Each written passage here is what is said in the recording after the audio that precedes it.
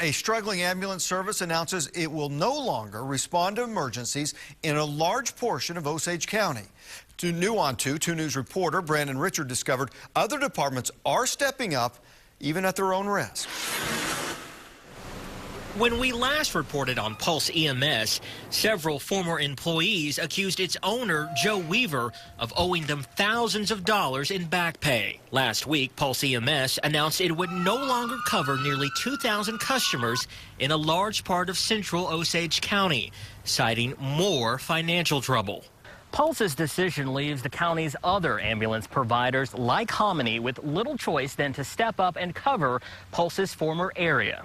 It always puts a strain on other agencies when you lose a service. A strain Hominy EMS director Brett Witten says is made worse by funding cuts. Then there are other problems. Because anytime you pull an ambulance out of your primary city coverage area, you're leaving your city open. Even so, his department agreed to take on the extra responsibility because he knows how important it is for all residents to have coverage. Yeah, it's been...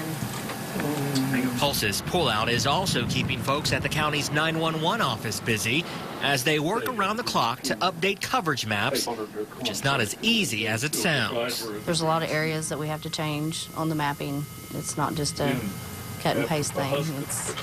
You've got to redo all the ESN lines on all the roads that it affects. And since Osage is Oklahoma's largest and most sparsely populated county, there are quite a few changes to make. County Commissioner Bob Jackson says if the funding is in place, a new ambulance service may be created one day to take over Pulse's former territory. For now, he's grateful to the county's other providers. Right now, I'm just glad that all of these services have stepped up and helped us to cover the area. Assuring residents someone will be there when they're needed most. Reporting in Osage County, Brandon Richard, 2 News works for you.